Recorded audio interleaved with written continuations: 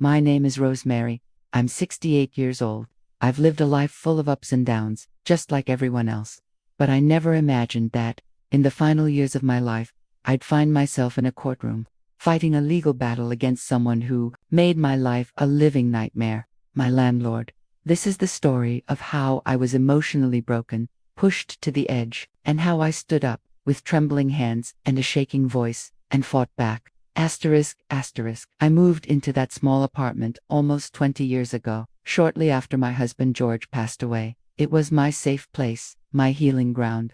The rent was affordable, and the neighborhood felt like family. I spent my mornings with a cup of tea on the porch, waving at the kids going to school. I tended to the flower pots on my balcony with such love, lilies and sunflowers mostly. Inside, I decorated it with lace curtains, old photo frames, and vintage lamps I found at the flea market. Mr. Halverson, the landlord, was a kind, elderly gentleman who believed in treating tenants with respect. He would stop by every few weeks, just to check in. If a pipe leaked, he'd fix it the same day. He gave the building a soul. But that comfort faded the day I received a typed letter from his attorney stating he had passed away and that his grandson Derek would be taking over. Derek was nothing like his grandfather. He came into the building like he was stepping into an abandoned business empire. I remember baking chocolate chip cookies the day I knew he was coming to introduce himself. I knocked on his door and offered them with a smile. He took one look, nodded, and said flatly, "Thanks. I'm here to streamline operations." I didn't understand what that meant, but within the next month, I learned quickly. He removed the building's part-time maintenance man without notice. Suddenly, light bulbs in hallways weren't replaced, trash piled up in the back alley, and the front buzzers stopped working. Then my heater broke down in early November. I called. No answer. I left voicemails. Still nothing. I handwrote a letter and slipped it under his door. Silence. It became clear. Derek didn't care. When December came, and the first frost hit, my apartment turned into an icebox. The small portable heater I owned wasn't enough. I layered clothes, wore socks to bed, and made soup every day to keep warm. I began to sleep in the living room where the insulation was slightly better. Then one evening, as I walked to the kitchen for a kettle refill, my vision blurred, my knees buckled, and darkness swallowed me. Derek was nothing like his grandfather. He came into the building like he was stepping into an abandoned business empire. I remember baking chocolate chip cookies the day I knew he was coming to introduce himself. I knocked on his door and offered them with a smile. He took one look, nodded, and said flatly, "Thanks. I'm here to streamline operations." I didn't understand what that meant, but within the next month, I learned quickly. He removed the building's part-time maintenance man without notice. Suddenly, light bulbs in hallways weren't replaced, trash piled up in the back alley, and the front buzzers stopped working. Then my heater broke down in early November. I called. No answer. I left voicemails. Still nothing. I handwrote a letter and slipped it under his door. Silence. It became clear. Derek didn't care. When December came, and the first frost hit, my apartment turned into an icebox. The small portable heater I owned wasn't enough. I layered clothes, wore socks to bed, and made soup every day to keep warm. I began to sleep in the living room where the insulation was slightly better. Then, one evening, as I walked to the kitchen for a kettle refill, my vision blurred, my knees buckled, and darkness swallowed me. I woke up to the beeping of hospital monitors, tubes in my arm, an oxygen mask over my mouth. My neighbor's teenage son Max sat beside me holding my hand. He had found me unconscious on my kitchen floor, soup still boiling on the stove. His mom had sent him to check on me.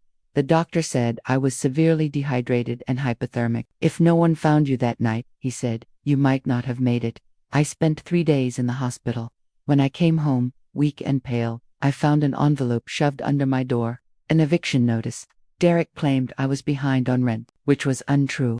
I had every receipt. I sat on the edge of my cold bed and wept. The betrayal hurt more than the cold ever could. The days after that were a blur.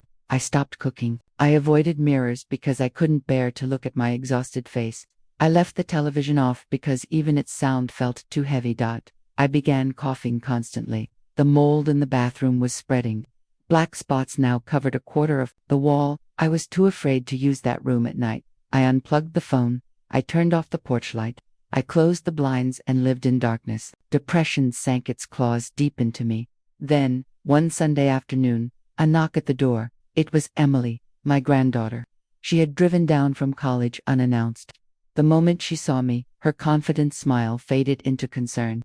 Emily is the kind of young woman who reads law books for fun, sharp as a tack and full of fire. She didn't even take off her coat before inspecting the apartment. She took out her phone and snapped pictures of the mold, the broken radiator, the eviction notice. She opened my cabinets and found signs of rodents. She opened my window and gasped when a piece of the frame nearly fell off. She sat me down and said, "Grandma, this is unacceptable. You're living in hazardous conditions, and he's trying to push you out. You have rights." That night, she researched housing laws, tenant rights, and emotional distress claims. By the next morning, she had already prepared the outline for a legal complaint. I was hesitant. I didn't want trouble. But Emily looked me in the eyes and said, "He's counting on you being afraid. But you're not alone anymore." With Emily's help, we filed a lawsuit against Derek for emotional distress, negligence, violation of health codes, and unlawful eviction. We included evidence, photos, medical records, emails and texts, testimony from Max and his mother, even my rent payment records. When Derek received the legal notice, he didn't take it seriously. He left a voicemail saying, "Tell your little lawyer in training this won't go anywhere." Emily smiled when she heard it. "Thank you for the evidence," she whispered. I had never been inside a courtroom before. My knees shook. My hands felt cold. I wore my blue dress, the one I saved for special occasions. Derek sat across the room, smug, confident. His lawyer was well-dressed, and he kept whispering instructions. Emily stood beside me, poised like a seasoned attorney. She presented our case: the mold, the heater, the hospital stay, the emotional trauma, the voicemail threats, and the illegal eviction. Max testified. The doctor submitted a written statement, and then I took the stand. I told them about George, about the home I had made, about my mornings with tea and sunflowers. I told them how the winter had stolen my health, my comfort, and nearly my life. Tears streamed down my face. I looked at the judge and said, "I just wanted to be safe in my own home. That's all I ever wanted." After 2 long weeks, the verdict arrived. We won. The judge declared Derek guilty of negligence and unlawful harassment. He was ordered to pay for my medical treatment, refund my rent, cover legal costs, and issue a written apology. But more than the money, it was the apology that healed me. To Ms. Rose Mary, it read, "I apologize for the distress and hardship my negligence caused you. I accept full responsibility for the harm you endured." Derek was also fined by the housing authority. He eventually sold the building after more complaints surfaced.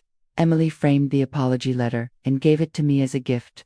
I now live in a small but warm apartment not far from Emily's place. My windows are sealed. My heater works. My teacup shelf is back. Every Sunday, Max and his mom come by for dinner. Emily visits whenever she's not buried in case files. Sometimes, I catch myself smiling at the morning sun hitting the lace curtains, a feeling I thought I had lost forever. I may be old, my body may be tired, but I found my strength.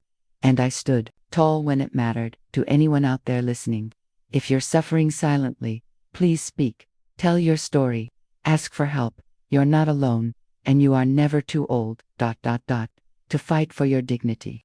Now my message: every woman woe is watching this story, who has endured injustice, whether in silence or fear. Please know this: you are stronger than you think. Your comfort, your safety, and your mental peace are not luxuries, they are rights. Never let anyone, not even someone in power, convince you that your pain doesn't matter.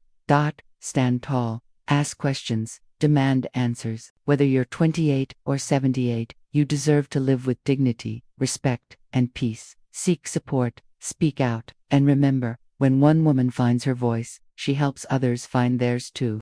Now, if you like my story, then please subscribe and share with friends and family, relatives for lesson.